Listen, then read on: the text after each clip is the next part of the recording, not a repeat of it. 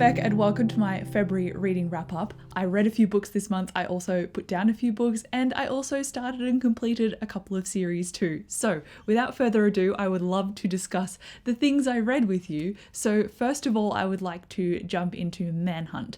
This is one that I borrowed from my library as an audiobook, and it's one of my DNFs, which is a did not finish.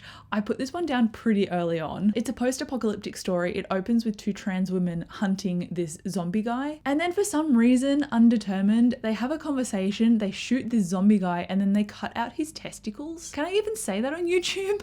They then stumble across a group of women who are bigoted TERFs, and they bait these women, and then this group of women chases and hunt them down. The language in this book was very crass and unnecessarily gruesome and violent, and it just left a distaste in my mouth. I was like, I don't want to read anything like this. It was just very rage-filled and gruesome, and I just don't like it as an overall vibe, I guess. I much prefer Book of the Unnamed Midwife, and if I want a post-apocalyptic queer fantasy book written by a non-binary author, that's who I'm gonna read. I put this book down at 3%. I'd probably go and reread Book of the Unnamed Midwife instead. Then I continued my unluckiness in the post-apocalyptic space because I tried reading Wool by Hugh Howey, and this is also a library book, so I don't feel too bad about putting it down. I DNF'd this at 18%. This is about characters, or basically an entire civilization that lives underground in these silos, and at the start of the book you're focusing on this guy who watched his wife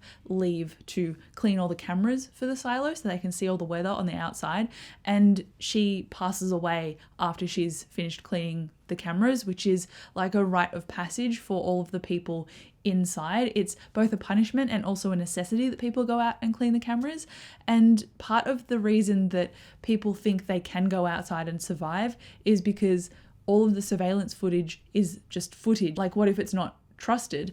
But this guy goes out at the beginning of the story and it's his turn to clean the cameras because he's starting to believe in this conspiracy that you can survive outside of this silo, and he ends up dying as well. And then we follow completely and utterly different characters in this silo, and we start learning about the different political alignments and interactions and the power and how it's distributed. And I'm like, I want a post-apocalyptic story that has a cool like rebellion. It's got an open world. I don't really care about the different levels. I don't care about this storytelling, and I just put the book down because if you're going to set me up with some characters that have some high emotional stakes, like this guy literally lost his wife and then he gets killed off, like why? I was annoyed. I wasn't emotionally invested, and I kept thinking, oh, I guess I could read and continue on.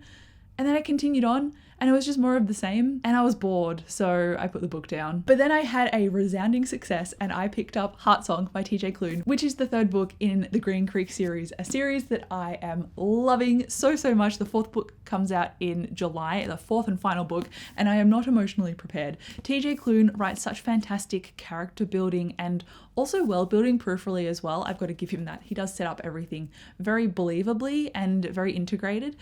This is about werewolves, if you couldn't tell, and it's a small town story that has politics occurring on the outside of it that are starting to seep in. And at this point in the series, because we're 3 books in, we've had different introductions of side characters and everything, and this book follows one of those side characters. And I don't know what it is about TJ Klune, but he has to have some kind of emotional abandonment, vulnerability, and trust that leaks into his stories and just causes you the most emotional damage possible, because several times throughout this book I was tearing up, and when it started I was like, I have no idea how to place this on the timeline, and I was pleasantly surprised by where it occurred on the timeline and what has been developed. And I'm just really just so happy that this came out, because it meant that I got a 5 stars and also that I continued a series that I love. I reread the first 2 books before I continued this one, and I'm kind of glad I did, because, you know, who doesn't love emotional damage? And then this next thing isn't a book, but it's a series that Dave and I have started and we are really loving it. It's called Delicious in Dungeon, and it's an anime, and it is just as unhinged as you can imagine. It's a D&D fantasy anime combined with a cooking anime, and these characters are going on a quest within this multi-level dungeon in order to save the main character's sister, because in this dungeon you can be resurrected, your soul can kind of linger after death, and she has just been eaten by a dragon, and they are going into this dungeon to kind of try and save her soul and get her back. And on the way to doing this, they encounter all different kind of monsters in the dungeon, but it's also an issue that they don't have a lot of money and their budget really struggles struggles when it comes to food, because there's also not a lot of nutrition that they can get their hands on before they go on their quest. And they recruit this dwarf guy, and he knows how to cook monsters in this dungeon. It's like his specialty. And so they're cooking all these gourmet meals, and that's where the cooking show kind of comes in. But they're like a knight, a dwarf, an elf, a locksmith. Like, it's the best thing ever, and we are very much enjoying it. It's just, like I said, joyful and unhinged, which is what all great anime should be. It's also coming out on a week-to-week basis, so we watched the first like 6 or 7 episodes, and now we're up to episode 9 or 10, whichever is the newest release, but they come out, I think, every Friday for me. So it's like a nice weekend treat. We get to watch Delicious in Dungeon while we eat dinner. It's just great. Then I completed a series with Fate of the Argosy, and this is the final book in Faru Parfax's story. So this is a prequel series to the Spellslinger books, and it follows Faru Parfax, who is the mentor in Sebastian de Castell's Spellslinger series for Kellen. But in the Argosy books, we get to learn where she started and really what her journey is and what her ideals are, and how people that she's met along the way have influenced that. So she's only 18 in this series, but she's obviously older in the Spellslinger books. And while I loved the first 2 in this series, it had those key moments in it that I've come to expect from Sebastian de Castell's writing, which is rooting your character really morally strongly in their foundations and then not letting them shift too much despite their threat to their life. I really respect Faru, and seeing this third book, it felt a little bit too fantastical and a bit too much of an existential push, to the point where I was just watching all of her internal dialogue and justifications for everything and kind of getting a little bit bored. And in my notes, I wrote that this is a lazy 3 stars, because it wasn't really like a bad book, but it also wasn't a fantastic book, and it did have everything in there that I kind of expected from Sebastian de Castell, but the execution of it was a little bit lackluster in what I've come to expect from it, which is a bit disappointing. Like, I obviously really enjoyed the first 2 books. I gave them around 4 stars each, and then this one was a 3. So the series kind of went downhill, which is why I borrowed it from my library rather than buying the third book. I wasn't really sure how I'd feel, so I'm really happy that I trusted my instinct and I borrowed the third book, and that way I haven't spent money on it. But yeah, it's kind of disappointing to read a book by an author that you love and then have it be a 3 stars, which is an okay rating rather than a fantastic one. So I finished a series, but it was only okay, so a win and a loss. Then I had a huge win, and that is finishing The Atlas Complex by Olivia Blake. I reread the first 2 books. I did a whole spoiler recap for the first 2 books, so I was very much prepared to read the third book, completely new because it came out this year. And I would give this probably a 4 stars. The first 2 books I liked more, but this was still a pretty epic conclusion. And with Dark Academia, you've got to expect that it's not always going to end happily for every single thing in the book. It's not going to be a tight little bow. So I think when I removed those rose-colored glasses, I had a bit of a better time with this. This is about 6 initiates. They get an invitation from Atlas Blakely to join the secret Alexandrian Society to access a magical archives. But when they join, they don't know that there is a cost to joining and accessing these archives. And it's like a library of forbidden knowledge, basically. And it's how all of these characters are influenced by and corrupted by power, and then the choices they make and what they do with that power, and how that affects all of them, you know, in tandem. And I really enjoyed those themes. They were very strong, and I loved the way that these characters thought like academics. They had internal struggles. They'd have to map everything out.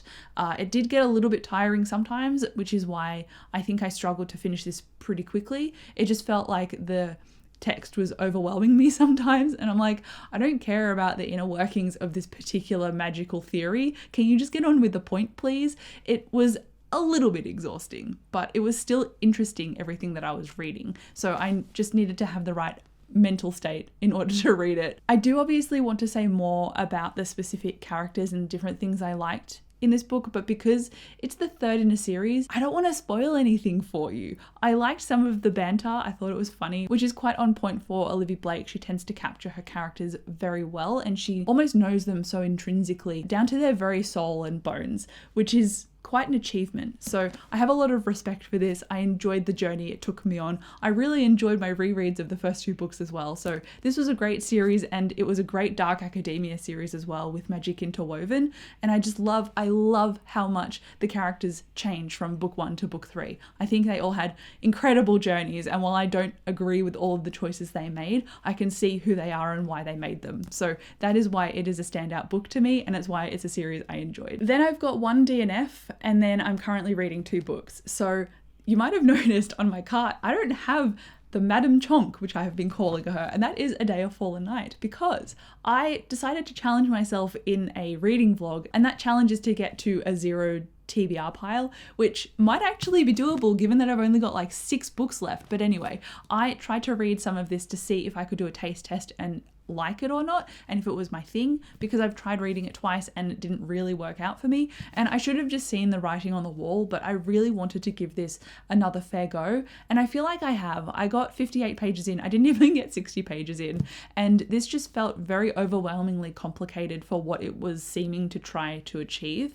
and I felt like I was almost on the outer just because of the way the writing style is. It was very descriptory, and it made me feel like I was on the outside of the characters, watching all of this prelude to building up the world and the politics and the law, and then seeing these characters describe everything around them, and I just didn't really get a lot of intention from it. And I know that if I read on, I would just feel the same about it. It's not like it was just starting off and I need to give it a chance. Like, obviously it's a big epic fantasy, it's going to do a lot of groundwork before you can get into the story, but I knew that I wasn't enjoying the writing style, and that would really impact my enjoyment of the story, so I don't see myself finishing this. So I ended up DNFing it. I finally decided that it's not going to sit on my cart anymore, and I didn't want to drag it all the way through the year with me. So I'm quite proud that I've made this decision. I'm sad that I don't want to read this. I gave Priori a 3 stars, and this is the prequel to Priori, and at some points in Priori I felt the same as when I started this, like it was dragging its feet,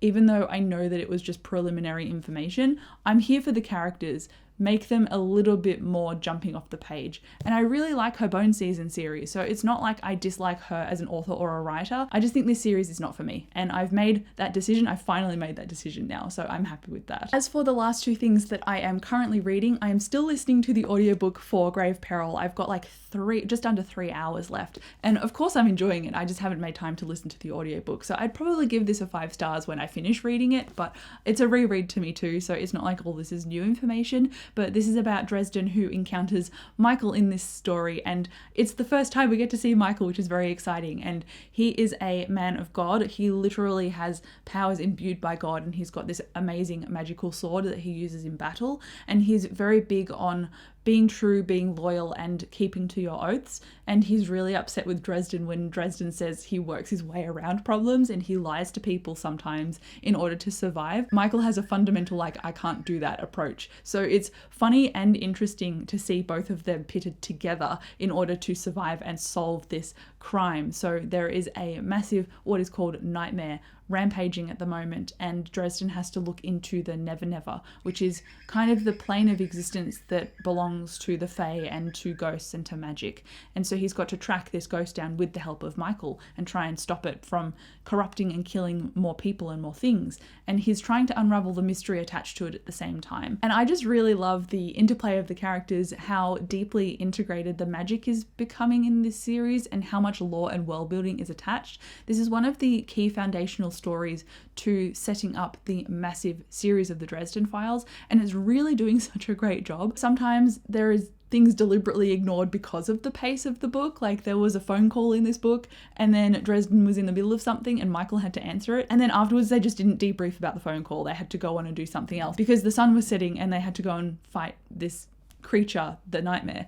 And I'm like, can't you just, like, you've got to drive there, can't you just have a conversation about the phone call? Like, why leave that until later? So there are like little bits that I can kind of nitpick, but at the same time, I'm really just enjoying the journey of this story, and I'm loving seeing the characters again. Rereading this has given me a great new perspective on the series, and I'm just really enjoying myself. And then finally on this video, the last book that I'm going to talk about is Oryx and Crake by Margaret Atwood. This is a post-apocalyptic story, and I picked this off my to be read cart, and I didn't think that I would enjoy it. Like, I've read a decent chunk of it so far, and I'm planning to continue reading it before I dig into my March TBR, and I'm surprised that I'm actually enjoying it enough to continue, because, you know, literary fiction / post-apocalyptic, it's kind of like on the cusp of what I'd usually read, but it's just interesting and also a bit weird enough that I'm like, this has merit. I'm enjoying myself.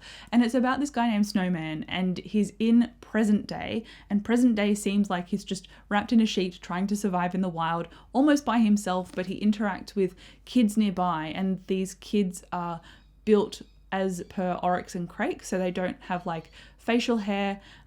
They ask about his beard, and you're not really sure how this marries up with what has happened in the past and what caused the apocalypse, but we're also getting flashbacks from Snowman from when he is a kid, and he's almost in this like, not plantation, not camp, but I guess walled off place for safety, and he's taught a lot of things with all of these other clever kids. So you don't know if outside of that there was a whole rebellion and things were free, or within that he was very privileged and able to survive for a particular amount of time where people on the outside weren't. Like, you're not really sure yet, and you've met Crake and you're just starting to meet Oryx like over 100 pages in his flashbacks, and I'm like, these characters are obviously on the cover, like why are they so significant? What went down in his past? So I'm reading to uncover the mysteries, and you know, these characters are not all very great people, but I'm still interested in them. Apparently I like a post-apocalyptic story that hinges on genetic engineering. It's very fascinating already, and like I said, I'm enjoying it. So I might give it like 3.5 to 4 stars depending on how I feel about the rest of the story and the ending. We'll see what happens. But yeah, those are all of the books that I have either read, put down, or finished series in the month of February. It's been a bit of a mixed month because I've been kind of panicking about my to be read pile depleting. Like, what do I do when it's finished? I don't know. But anyway, thank you so much for watching this video. Come and chat to me down below about how many books you read during the month of February. I would be interested to know. But thank you again so much for watching. I'll come chat to you in the comments, and I'll see you in my next video. Bye.